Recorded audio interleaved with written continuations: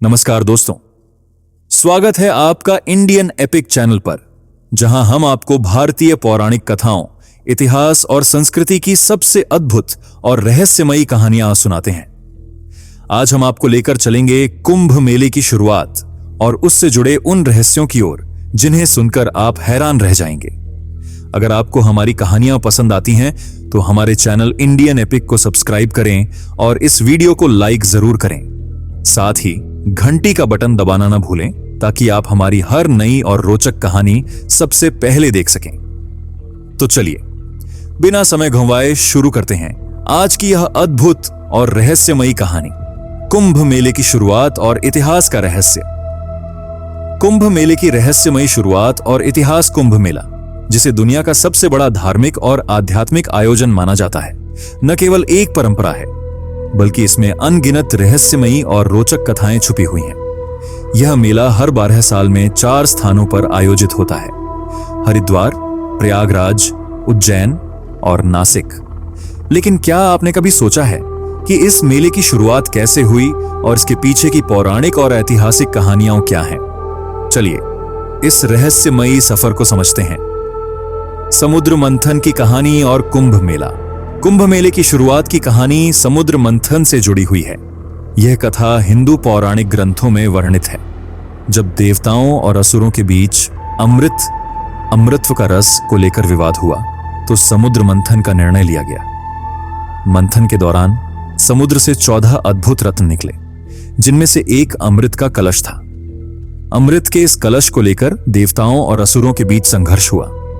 भगवान विष्णु ने मोहिनी का रूप धारण कर असुरों को भ्रमित किया और अमृत का कलश देवताओं को सौंप दिया। लेकिन इस दौरान अमृत की कुछ बूंदें धरती पर 4 स्थानों पर गिरी: हरिद्वार, प्रयागराज, उज्जैन और नासिक। ये स्थान आज कुंभ मेले के आयोजन के केंद्र हैं। खगोलीय घटनाओं का संबंध कुंभ मेला केवल धार्मिक आयोजन नहीं है बल्कि इसका खगोलीय महत्व भी है। ऐसा कहा जाता है कि अमृत गिरने के समय जो ग्रहों और तारों की स्थिति थी, वही स्थिति हर 12 साल में बनती है। इसे कुंभ योग कहा जाता है।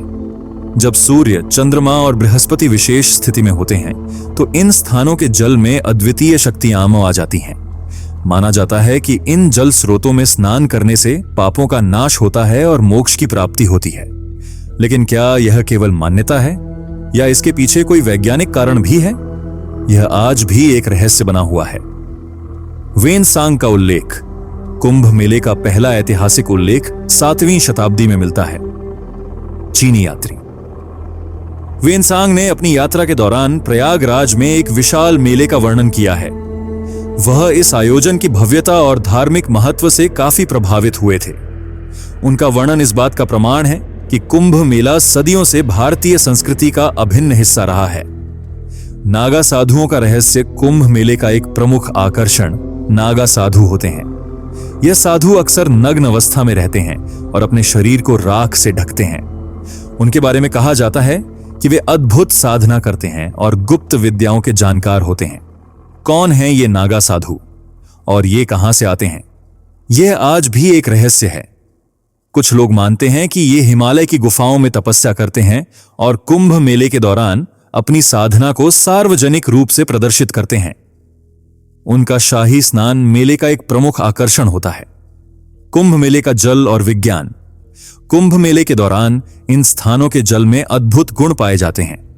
ऐसा कहा जाता है कि इन दिनों में नदियों का पानी अधिक शुद्ध हो जाता है और उसमें औषधीय गुण आ जाते हैं। वैज्ञानिक भी इस बात की पुष्टि करते हैं कि कुंभ मेला के दौरान नदियों में कई प्रकार के सूक्ष्म जीवों की संख्या बढ़ जाती है जो जल को स्वच्छ बनाते हैं। लेकिन यह प्रक्रिया कैसे होती है? यह आज भी एक अनसुलझा रहस्य है। क्या अमृत की बूंदें वास्तव में गिरी थीं? कुंभ मेले की कथा में सबसे बड़ा रहस्य यह है कि क्या वास्तव में अमृत की बूंदें धरती पर गिरी थीं? और अगर गिरी थीं तो क्या उनका प्रभाव आज भी इन स्थानों पर है? इस बारे में कोई ठोस प्रमाण नहीं है, लेकिन धार्मिक आस्थाएं और मान्यताएं इसे सच मानती हैं। अघर कुंभ मेले का आयोजन। कुंभ मेले का आयोजन एक अद्भुत प्रक्रिया है। लाखों करोड़ों श्रद्धालु, साधु संत और योगी इस मेले में भाग लेते हैं। इतनी बड़ी संख्या थी इनमें लोगों के लिए व्यवस्थाएं करना अपने आप में एक चमत्कार है। कुंभ मेले के दौरान साधु संतों के अलग अलग अखाड़े शाही स्नान के लिए निकलते हैं। यह आयोजन इतना भव्य और अनुशासित होता है कि इसे देखकर हर कोई चकित रह जाता है। अर्घार कुंभ मेला और आस्था का संगम। कुंभ मेला केवल एक धार्मिक आयोजन नहीं है, बल्कि यह भारतीय संस्कृति और आस्था का प्रतीक है।